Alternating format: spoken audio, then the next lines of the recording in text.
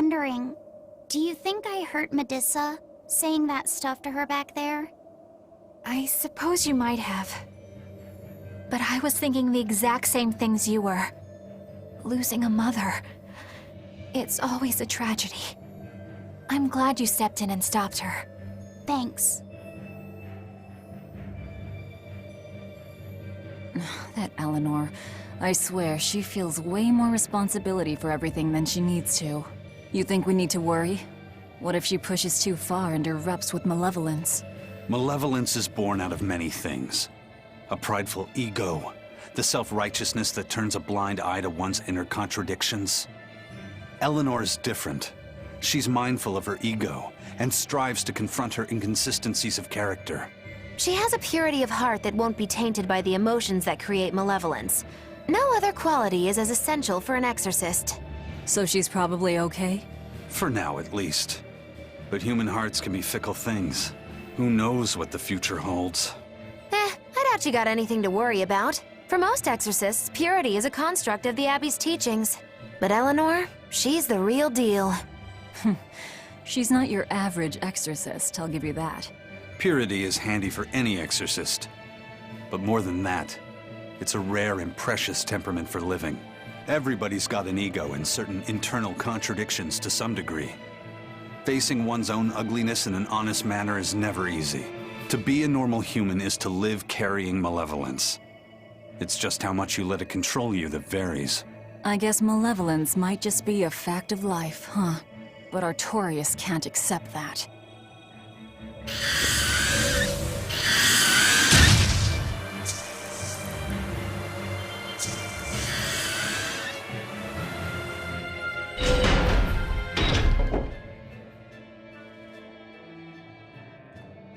Well, I don't see anything out of the ordinary.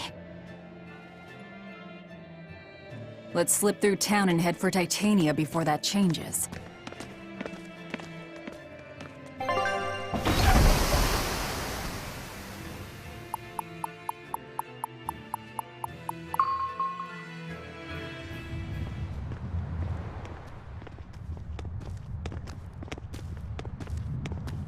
So this is your secret hideout. Once I get free, he won't stand a chance. You all had better sleep with one eye open. Look how worried I am. Welcome back! That's Kamoana. She's the same age as Diana. Did the Abbey really turn someone so young into a Therian?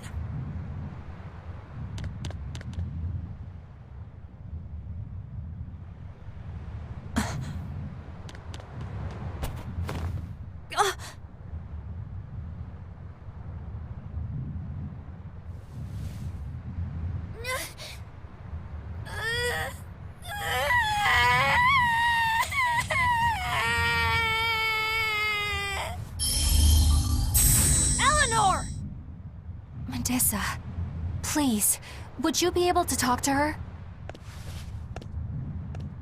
Is this a trick? Kamoana may be a Therian, but deep down, she's still a normal little girl who misses her mother. I can't do anything to console her, no matter what I try. But if it were you...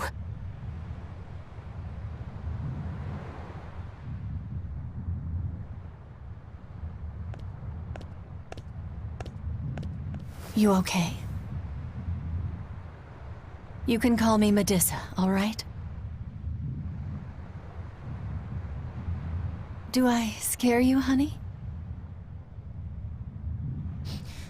A little, but not as much as Velvet and Dial. But don't you think I'm scary?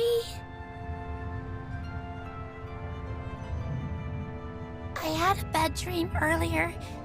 My mommy said I looked scary and that she didn't want me anymore.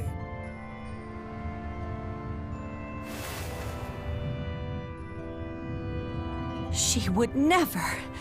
Your mother would never think that about her daughter. But how do you know? Because I'm a mother too. Mothers always love their children, no matter what. No matter if we die. No matter how the world changes.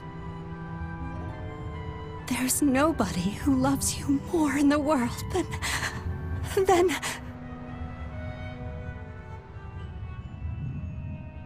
It's okay. You don't have to cry.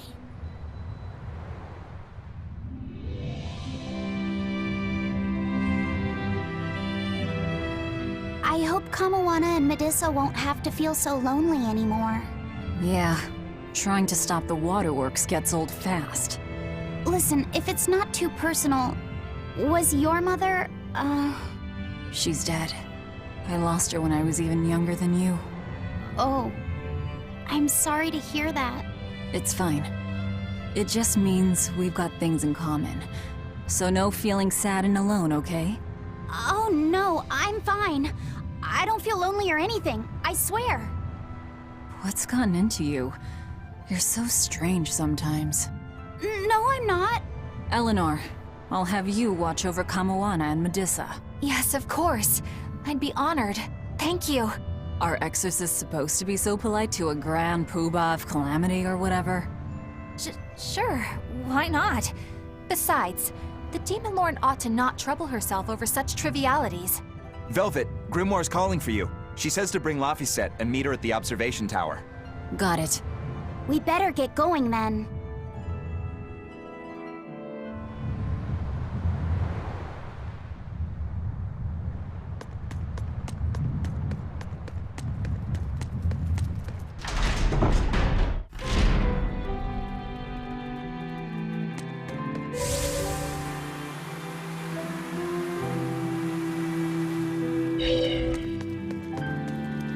Hey, do you all have mothers?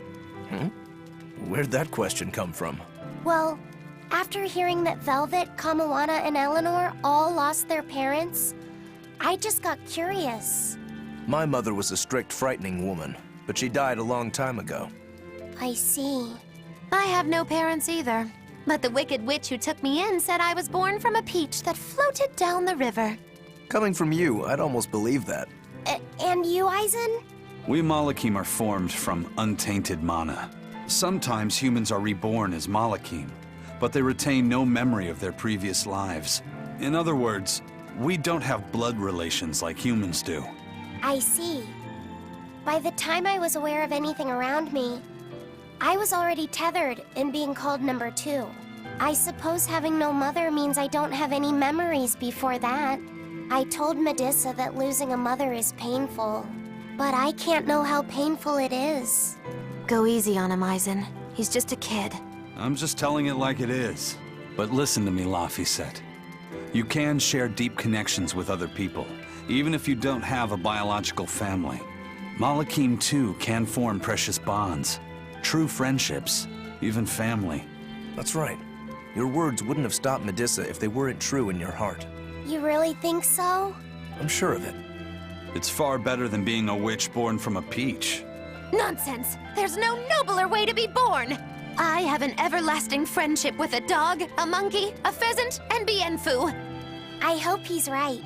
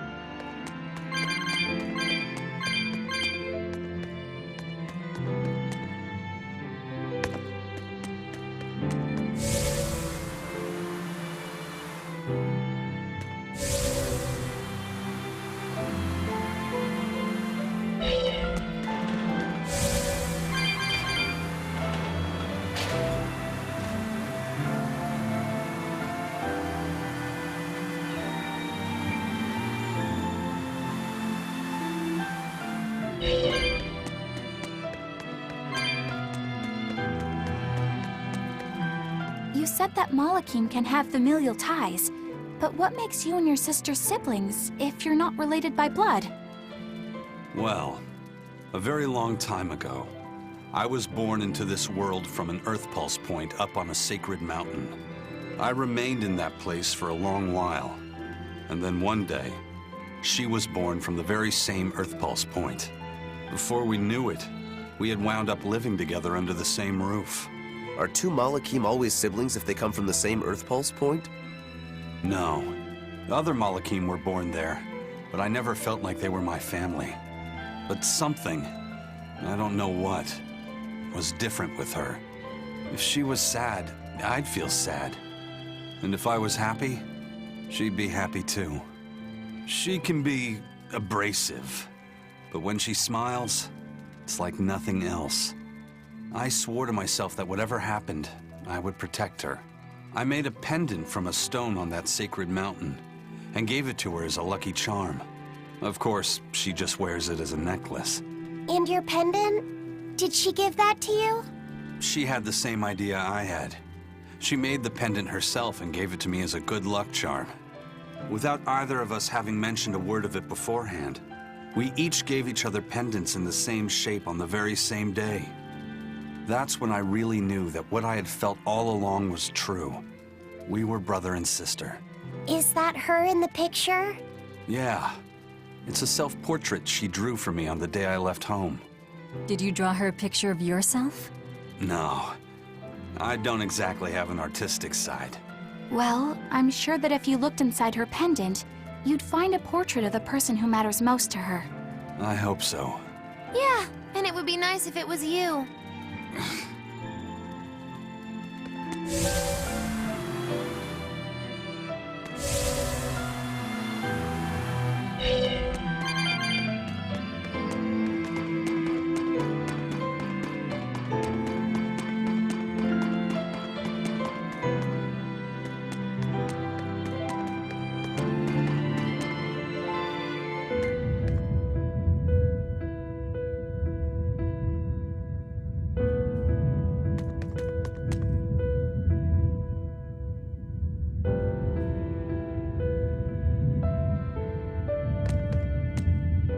Ah, there you two are. Hi, teacher. Have you made progress deciphering the book? I have indeed. It turns out there was a second counting song. I've already transcribed it. Would you read it aloud for us, child? Okay. When the 8 malevolences overflow, in the culmination of mankind's despair, Innominat will bring an end to all peoples and restore them to time immemorial. 4 Empyreans shall wield a wrathful sword and cleave the great devourer, 2 asunder to sleep beneath the earth, as scarlet moonlight illuminates the evil. The nameless Empyrean hath one heart. The nameless Empyrean hath one body. Oh, yet more delightful material to keep us awake at night. If I'm understanding this right, it's discussing the specific nature of Innominat? That's what I believe, yes. When the 8 malevolences overflow in the culmination of mankind's despair, Innominat will bring an end to all peoples. So, when the world is at peak malevolence, Innominat will use that power to bring an end to all. Is that it? He's going to wipe out all of humanity? Is that what the Abbey is after? Is that why they've been trying to bring back Innominat? No, Artorias is not that kind of man. His 2 primary ideals are the many over one, and the restoration of order through will and reason. He sacrificed Laufey to protect this world, not to eradicate it. You mean that's who he is as far as you know, yeah? People change, Velvet. Perhaps the shepherd gave up hope. Maybe he lost faith in mankind. Fools prone to sin, endlessly generating malevolence. He's not like that. If that's all true, then what point was there in Laufey's death? Is there anything else in that book? Yes and no. This copy itself is incomplete. There ought to be further pages, but they're missing. For now, I've done all I can. There must be an original somewhere, right? Without it, I doubt the Abbey would be plotting Innominat's revival. we can be sure they have complete understanding of their Empyrean's nature. But this was the only copy in the royal villa. If the original is out there, who knows where it could be? It's getting pretty late. Why don't we call it a day? Yeah, let's get some rest.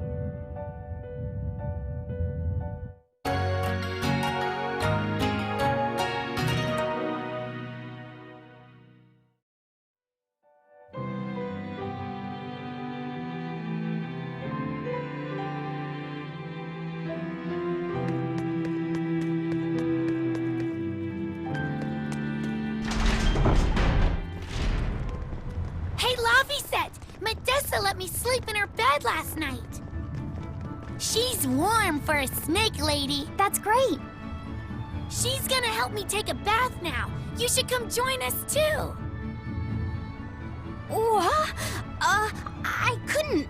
It's okay. I don't mind at all. Hey, Kamoana. Did you know? Dial started to grow a brand new tail. Wow, really?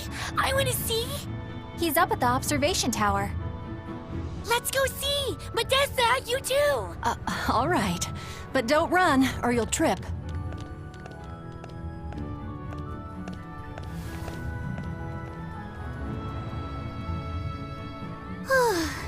Thanks, Eleanor. I appreciate it. Having some girl trouble, my little Malik? I'm just glad Kamawana and Medissa are starting to feel better. Yeah, they both still have a long way to go, but it's such a relief to see them smiling. We've got bigger things to worry about. Hurry up and locate the next Earth Pulse point. Right. Okay. Must you always be so blunt, Velvet? I must, in fact. We're up against the Abbey here, and sooner or later they'll find this place. That's true, but still. Do we go find another hideout? No, we'll keep on the offensive. We'll capture the remaining Therians before the Abbey finds us. As a swordsman, I can respect that mindset. I'm not so sure we could hold this place anyway. And we've got no obligation to. I found another Earth Pulse point. It's in the eastern part of Eastgand, I think. But that's... All right. We're headed for Eastgand. Then our first stop should be Port Taliesin.